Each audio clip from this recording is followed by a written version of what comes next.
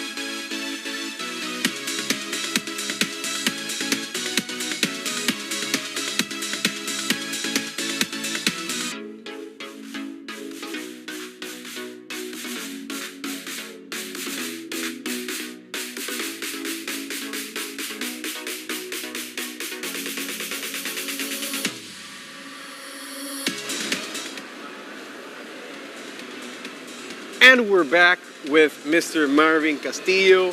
He was here yesterday, but today we have a little more time to talk about what's going to happen today. Thank you for being here. Thank you, Paco. Well, today in about 61 minutes, all the work of these children during the last 10 months is going to be shown to the judges with their demonstrations of the robots. We are in the competition area of robo missions. Those robots have a task they have to do already pre-established. What the robot has to do is, depending on the kind of the category and the age group, they have to do tasks and make points. For instance, in a couple of minutes before, we were looking at the juniors category. So those robots has to activate some solar panels and fix some underwater cables. So the robots have to do all this autonomous. No remote control, is all autonomous. So the children program in a computer the instructions of the robots, like move forward, move left, move right, take this, activate this other area or this arm, and then the robot have to do it. Now, the thing is that they program on a computer, but the robot is in this environment. So there are lights, there are movements, and there is the surface of the mat. So there are other elements around the robot that may affect the performance of the robot. So even if a children has made 100% points in a national competition, when he come here, he may do 0. Not because he's not prepared, but because the robot is affected for so many environmental things around him that he may just fail and not work. So it's a very stressful moment for the children. Wow. And do they have the time to adjust and? Oh yes, they have 2 minutes to do all the challenges, all the tasks in the. So children, children are competitive, So I was listening to some of them ask, are you under 1 minute or not? Because that's how you measure, like, if you do it in the 2 minutes, you are using all the time. But if you do it below 1 minute, that means your robot is really fast. And if you can make it and you can make it accurate, man, that's a robot that will be in the final. So they know each other. So are you under 1 minute? So like this in the other, no, I am better than you. Can you share a little bit about the surprise challenge you have? Well, the robots have to be programmed, as I explained you. Yeah. But what about if the program was done by a teacher, by a coach, by a parent? We don't know, right? So those children has made all the practice in the same math, but now we put a surprise rule, a different rule, so they have to program. If they don't know to program, they cannot do the challenge. So here is where we can define who are really doing their job, who really know, and who doesn't. That's amazing. Yes. It's the only competition in the world where in robotics you have a challenge, a surprise rule, and then tomorrow we will have a different challenge. So it's going to be completely different what they do today. They have no idea what is going to happen tomorrow, and they are just like, oh Jesus, what is going to happen? So there's a lot of pressure today, and probably tomorrow there's going to be a lot of pressure as well. There is a lot of pressure on these children. It's amazing. I mean, just look at that. There is you know why we have the Bicycle rocks? Because they are in a quarantine. Nobody can touch to them. Nobody can bring them nothing. They are totally separated from their parents and the world. They have to do everything by themselves. And they are 8 years old. Yeah. 8 years to 19. The ones over there in the far corner, they are 19 years old, 17 years old. But these children are 8 years old. Imagine what were you doing when you were 8 years old? Yeah. Oh, that's kind of pressure for them. That's WRO. They're learning how to be autonomous early on. Early on. That's part of the learning here. Yeah. Can you please explain to the people watching what is the official practice time? What happens there normally? Well, right now, this is official practice time. We have 57 minutes. We have 90 minutes so the children can practice the surprise rule. They have to program, change the programming, and try to achieve 100% on the points on the surprise rule. So in Panama, we have done something very good. Normally, the quantity of teams per table of these tables of competition is 8, 10, 12, depending on the country. We did it 6 per table. That means children have more time to go there and practice because they have only 5 other people trying to compete. In other competitions, we have seen 10 teams waiting for compete. So during this time, they are preparing to the surprise rule, they are coding, they are preparing, but there is something else that is happening. They are using the batteries of the robot, okay? So the batteries, they will have to change, right? If the battery they were using in the practice have some amperes, and the new battery has other amperes, the coding may change. Wow. Yes, it's very tough. It's very tough because that's why many of them has multimeters to measure the batteries so they can know, okay, I'm pretty much close to what I was doing during practice. So many robots do perfectly in the practice, and when it's a competition, they don't do nothing. It's crazy. It's very tough. So, talk to us about the judges. So we have seen judges meetings, the judging rounds. How does that work? Well, first of all, WRO judges are volunteers from around the world. Panama prepare it's very difficult to get people, volunteers, paying for doing something. And they have to pay. They have to come here and pay their hotels. So imagine, as a volunteer, traveling, air ticket, hotels, to be here with the children. So these people, and including the judges from Panama, they've been here trying to help so every children and every team has the best chances, that everything is fair, that is clear rules, clear judgment, and that everybody has the opportunity. So it's transparent process where the judges meet because they have to, like for instance, they meet to present the surprise rule because they don't know it. Not even the judges know the surprise rule. The surprise rule is known only by the manager of the competition and the board, the board of judges and academy council who designed the rule and presented just in the first 5 minutes of the competition. Nobody knows that. So the judges have to be understanding so they can measure and they can rule on the basis of a surprise rule. And normally these judges are what, like family of the children? Well, it's a good question. We have some judges are national organizers. Some others are parents. Some others is people just that want to help, that want to be part of this. I mean, this is an amazing experience, you know? I mean, WRO, I don't know how to tell you, but it's an amazing experience. Children, all these countries sharing, making friends from other countries. You don't see them up to 1 year later, and then, you know, there is a friendship. It's about life. Life is about happiness. That should be happiness. And people here is trying to be happy with their children, with their family, with their friends. So yesterday there was in the agenda, I think at last there was a space for that friendship piece, that part. Were they able to connect and... Yes, today we are going to have a friendship night where they are not going to compete and they are going to be interacting each other, making games, they are going to listen to music, they are going to be more to them so they can become better friends. Awesome. Which I heard, I believe from you, that it was one of the most special moments for them. The first special moment for me was the flag parade because looking at all the flags of the children and looking at the Panama flag here, and that was an amazing feeling. And now the next one is when everybody joined together and they are friends. Oh, that's really cool. Yeah, I think that was a beautiful moment and a moment to be proud about everything that's been done. And also what countries are here, and that puts her name in the map in a very special way. So that is correct.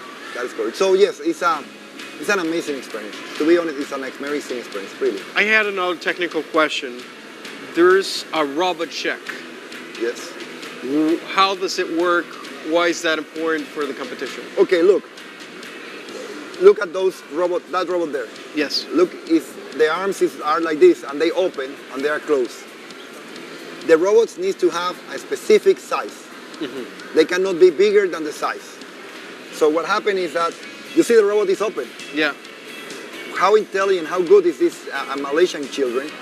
They are doing all the points, but the robot open the arms and close them so it can fit on the case for this measure. So it's important so every children have the same robot size. Now, what is amazing is that this robot size is one thing, But these children have designed a robot that can open the arms to be bigger Yeah. and then close them. So it's another complexity. It's not only going here, forward, left, then you have to move an arm, you have to close them so you can be fit. I mean, it's a very complex programming there. Oh, and in the world of logistics, that makes sense. That makes sense. That makes sense that you can be compact, but at the same time, you can adjust yourself to the conditions. What about the one test games? What's that? One test- One test game or two test games?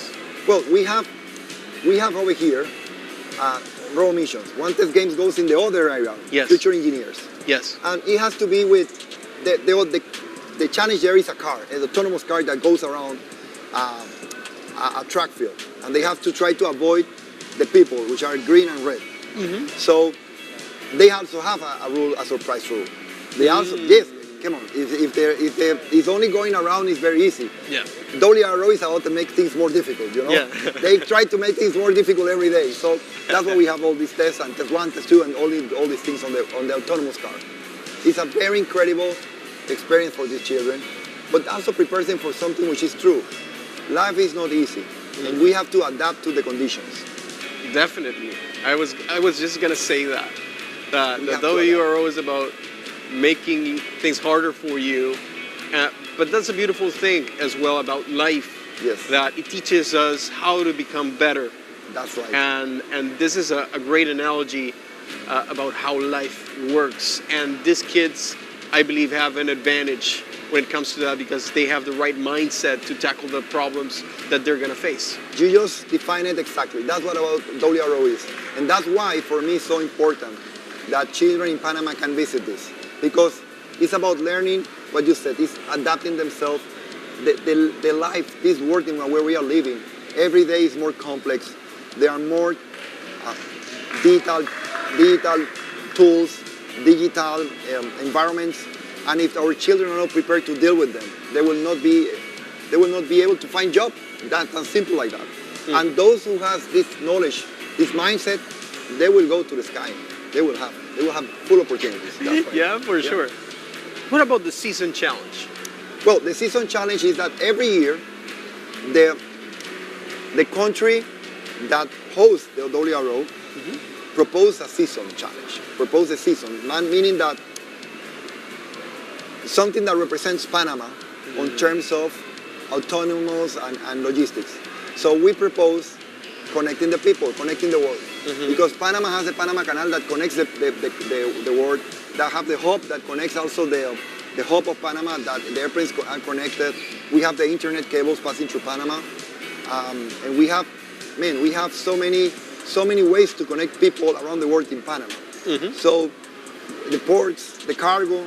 So we make a proposal as a season that 2023 was going to be about connecting the world. And the country loved it. I mean, the WRO board loved the team. The people loved the team. Yeah. Next year is going to be Turkey. And Turkey told us that it's going to be very, very aligned with what happened to them. You know, the earthquake and everything. So they are going to be on that line. How to protect people, how to make life better when all these things happen. So every country brings something of their history, something of their environment for the competitions and for the season. And is that something the kids need to prepare for, or it's more like a theme that... No, it's a team, but then it comes with the challenges. For instance, this challenge over here, they are connecting the people, they are connecting the world, and they have to move coral reefs to locations. They have to save a whale, Yeah. because they have to do that, but also they have to do it with the love to the environment. So they are doing all these movements. Look at them, man. Those children are so efficient. Jesus Christ, it's amazing. Yeah, for sure. Man, you got a winner there. And I can see in their faces when the robot does something that it's not meant to be doing, they run and they Yes. try to adjust Yes, that's as right. quickly as possible. But yeah, definitely talented kids. Would you say in most cases they're like great students as well? Well, you have to think about it. Those children have prepared themselves for 10 months. They have participated on regional competitions, some of them in local competitions in their schools, regional competitions, and national competition. Here is the best of the best of the best of the WRO around the world. The best students coding, for sure. Yeah. They are not here because they pay a ticket or they pay a registration. They are here because they earn their position here. So they are the best, meaning that any children here competing against them is because it's the best. Yeah. Can you share a little bit about the different categories? We've discussed a little bit about that, but could you share the different categories and what makes them unique? Well, I like to see them as a parent, right? So you have robo missions. Robo missions have 3 groups of age, elementary, junior, and senior. Basically, the groups of age are 8 to 12. I'm not very familiar with the age because they change them all the time. But 8 to 12, no, 8 to 14, 14 to 16, 16 to 19, about that age, right? So those children in robo missions, they have a fixed challenge. It's a coding challenge. They have a challenge and they have to do it in 2 minutes, fast and accurate. It's the most difficult robotics competition in the world. The children here are doing the most difficult task in any robotic competition you can find. Then you have future engineers. The car has to go around with artificial intelligence. Very complex. Because it's like this, but now you are putting artificial intelligence on it. Imagine, we are talking about artificial intelligence for the last 3 years. Those children have 3 years already coding the autonomous cars to drive like a Tesla or like any any autonomous car. Then you have RoboSports. RoboSports is very fun. You have 2 children against 2 other children. 2 robots against 2 other robots. They have to throw a ball to the other side, and the team that has more balls in their side, so more goals, lost the competition. It's very, very, how to say that, exciting, because the robots are playing and playing and playing, and the robots goes, so it's amazing. And then you have future innovators. Future innovators is about, no, it's not about coding. It's about solutions. The children has to make a solution, a proposal of a robot or a prototype that is going to solve a problem of their communities. Like, for instance, we have children having a camera that is trying to see underwater the problems of the ships. It's a Panamanian team. Yeah. They say cameras are controlled by remote control, or they are divers going underwater. What about if we make a robot so we don't have to have a person life in danger? And they design and program a robot that goes underwater to the ships and do all this. It's amazing. So it's about solutions, about problem solving. It's different, you see? Here you have coding, focus on a coding. There, you need to focus on a solution. It's really, really tough. So this is what about WRO. It's about getting solutions, getting children to know that the war in the future will need people that is problem solvers. Well, thank you for the interview. Welcome. It was a pleasure. Thank you for this. I hope you have a great rest of day 2. I enjoyed yesterday. Today looks as amazing as yesterday, and tomorrow will be very exciting as well. Tomorrow is going to be the night of where we are going to give all the prizes and who is going to be the winners. And I'm so nervous about it. I hope Panama get it. Hopefully, I'm yes. Team Panama. Yes, hopefully. May the best win. Okay. And for those in the audience, we're going to head to the Robo Check with RoboSports. Let's look at it.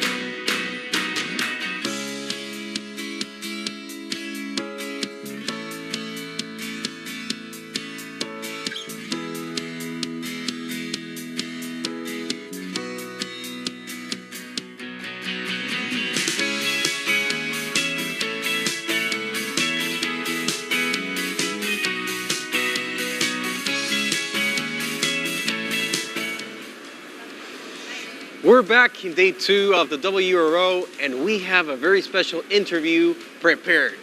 And it's going to be with a coach from Greece. Let's take a look.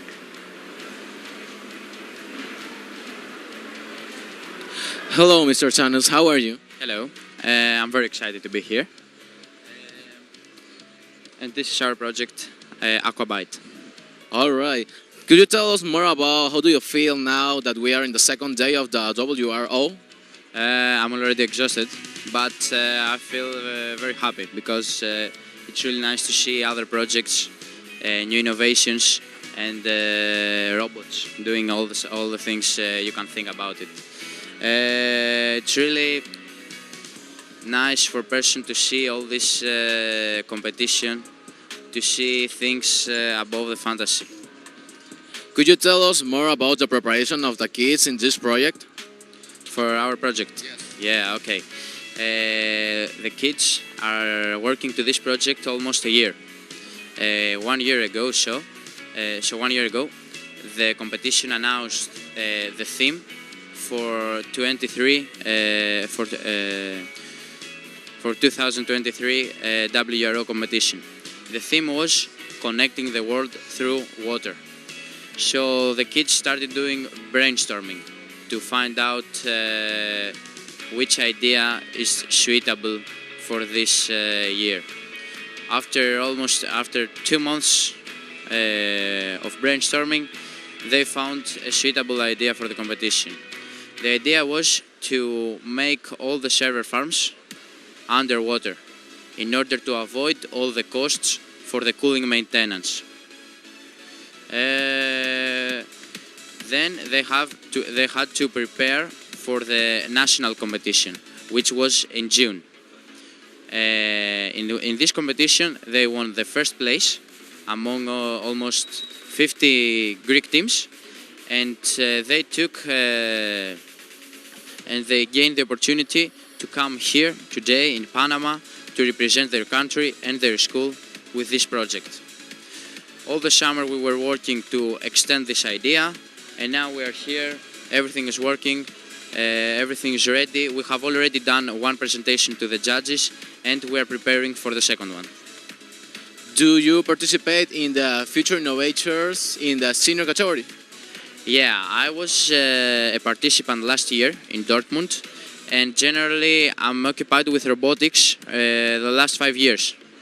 And now that I finished high school, there was an opportunity to work as a coach for the same team. This is amazing for me because I had a passion for doing robotics, and I'm trying to do my best as a coach to help them win the competition and also gain a lot of knowledge. This is the more important. You were talking about the most important things. What for you are the most important things here on the WRO for you as a coach and for the kids as a participant? For the kids, I think both the knowledge and the experience. Not so. I don't believe it is for them so important to win. They have to learn also and do the experience all the trip. It is an adventure. It is unique for some people. For me as a coach is to do my job as well as I can do. And also to see other things in the competition, because when I was a participant I didn't have time to check all the other booths, all the other stands that advertising their products about robotics in general. So now I have a lot of free time to see other things about the competition and other entertainment things. Thank you for your time, Mr. Sanos. Thank you very much.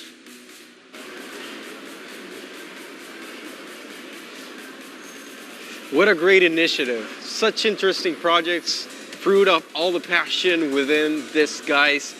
Truly impressive. Let's make a brief recap of the different categories that we have in this great event. First one, Robo Mission. Then we have Robo Sports, Future Innovators, and Future Engineers. Let's take a look at the first category, Robo Mission.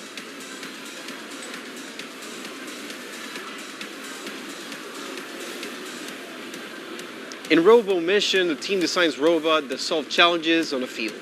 The robots are completely autonomous. And for each age group, a new field and mission is developed each year. That was Robo Mission. Then, Robo Sports.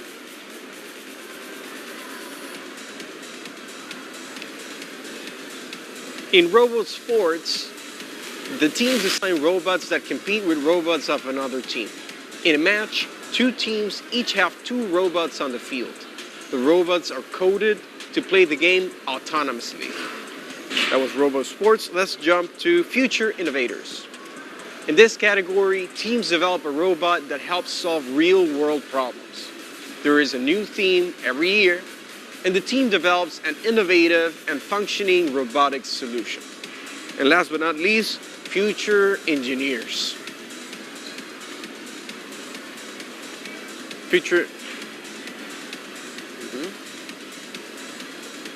That was Future Innovators and Future Engineers. In this category, teams develop a fully self-driving vehicle. This vehicle needs to drive autonomously, and this competition focuses on all parts of the engineering process. That's our 4 categories for this event.